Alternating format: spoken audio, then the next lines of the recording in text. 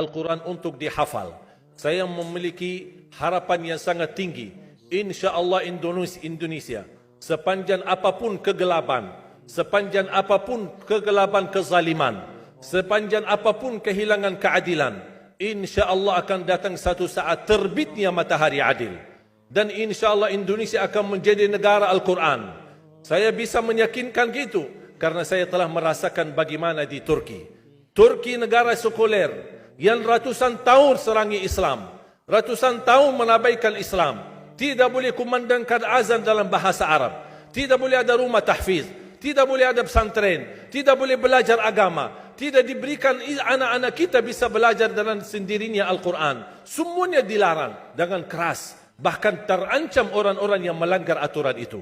Allah Subhanahu wa taala melahirkan seorang presiden yang bisa membaca Al-Quran. Coba buka di YouTube bacaan Erdogan bagaimana. Itu dilahirkan dari negara sekuler. Saya bisa meyakinkan insya-Allah 1 juta menghafal Al-Quran. Dan Bapak Ibu mudah-mudahan masih punya umur akan mendengar pengumuman besar. Imam besar salat Idul Fitri dan Idul Adha sekaligus khatib adalah Presiden Republik Indonesia menghafal Al-Quran. Itu yang saya yakini. Dan saya tidak pernah merasa lelah. Dan saya selalu berkata sama istri, kalau saya mati itu pun karena saya bersama Al-Quran. Wallahi jamaah sekalian, yang bersama Al-Quran tidak akan merugi. Berkah rizkinya, berkah umurnya, terjamin kebahagiaan. Allah Subhanahu wa taala hanya minta satu, berkenan bersama Al-Quran di dunia. Apa yang kita dapat? Apa yang akan dibalas? Akan Al-Quran temani kita di dunia, akan temani kita saat sakratul maut, akan temani kita di kuburan membela kita, akan menemani kita saat kita dibangkit oleh Allah, akan menemani kita saat hisab, akan menemani kita saat berjalan di atas sirat yang sangat tipis dan panjang, bahkan tajam jalanannya. Begitu sampai ke surga, apakah Al-Quran melepas? Tidak akan melepas. Al-Quran masih berkenan, padahal kita hanya cuma sekali berteman sama Al-Quran di dunia. Dia begitu luar biasa panjangnya bertemanan sama kita sampai ke surga. Bahkan akan temani kita masuk surga. Sebagaimana bersabda Rasulullah SAW, yuqalu liqari'il Quran, ahlul Quran di dunia yang kesibukannya baca, kesibukannya hafal, tidak membuangkan waktu sia-sia, selalu bersama Al-Quran. Allah suruh dia, bacalah dalam surgamu, naik derajatmu. Baca, naik lagi. Tambah lagi baca, naik lagi. Sampai di posisi mana pun anda berhenti baca, disitulah posisimu di dalam surga. Bagaimana kata Siti Aisyah di riwayat Imam Muslim, jumlah tingkatan-tingkatan dalam surga Allah sesuai jumlah ayat Al-Quran.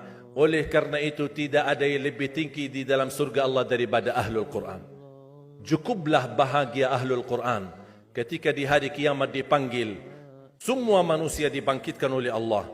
Malaikat memberikan pengumuman, mana Ahlul Quran? Berdiri, rapat, berdekatan. Mereka maju. Mau bawa kami ke mana? Kalian terpilih menjadi orang yang terdekat sama Allah. Karena Ahlul Quran adalah keluarga Allah Subhanahu wa ta'ala. Bukan hanya kita sendiri yang mendapatkan anugerahnya dan manfaatnya. Semua keluarga kita, termasuk orang tua kita dan orang yang ada di sekitar kita. Makanya jemaah sekalian, kalau anda gagal penghafal Al-Quran, anakmu pun gagal penghafal Al-Quran, jangan sisahkan walaupun saham menjadi saksi baik di hadapan Allah. Ya Allah, saya belum hafal, anakku gagal penghafal Quran, tapi insya Allah hartaku, usahaku, pikiranku, tenagaku bisa terus memperjuangkan Al-Quran. Apa saja, ya Allah, insya Allah menjadi saksi baik. Dan nanti di hari kiamat, insya Allah kita bersama Ahlul Quran mendapatkan syafaatnya Al-Quran di hari kiamat. Kita sangat membutuhkan ayat-ayat yang dikumandangkan ketika meninggal dunia. Insya Allah setiap satu huruf akan disalurkan 10 kebaikan. Mudah-mudahan semua yang hadir diberikan kemuliaan dan keanugerah dari Allah menjadi Ahlul Quran, penghafal Al-Quran, penghayati Al-Quran, para pencinta Al-Quran, berakhlak-akhlakul Quran. Ya Allah, aku mohon atas izinmu ya Allah, kami bersama-sama bertemu di masjid ini. Berilah kepada kami kemuliaan bersama-sama bersama Ahlul Quran, di dalam surgamu ya Allah, ya Dzal Jalal wal Ikram, ya Arhamar Rahimin, ya Arhamar Rahimin. Anugerahlah kepada kami anak dan keturunan penghafal Al-Quran, anak dan cucu penghafal Al-Quran yang mampu menjaga nama baik keluarga kami, yang mampu membanggakan kami di hadapan-Mu hari kiamat, yang mampu menhadiahkan mahkota untuk kedua orang tua kami. Birahmatika ya Arhamar Rahimin. Ya Allah, maafkan kalau kami tidak berhasil menjadi penghafal Al-Quran. Tapi ya Allah, kami kurbankan nyawa kami, harta kami, usia kami, tenaga kami, pemikiran kami, ilmu kami untuk Al-Quran, agar Indonesia ke depan menjadi negara Al-Quran, agar Indonesia menjadi contoh terbaik untuk mata dunia, agar bisa kita melahirkan. Karena saya meyakinkan ya Allah, dan kami semua meyakinkan, terjamin masa depan Indonesia baldatun tayyibatun wa rabbun ghafur kalau selalu bersama Al-Quran. Ighfir lana wa liwalidina wa li jami'il muslimina wal muslimat wal mu'minina wal mu'minat al ahya'i minhum wal amwat. Rabbana atina fid dunya hasanah wa fil akhirati hasanah wa qina adzaban nar. Wa sallallahu ala sayyidina wa nabiyyina Muhammad wa ala alihi wa sahbihi wa baraka wa sallam. Walhamdulillahi rabbil alamin. Subhanakallahumma wa bihamdik, ashhadu an la ilaha illa ant, astaghfiruka wa atubu ilaik.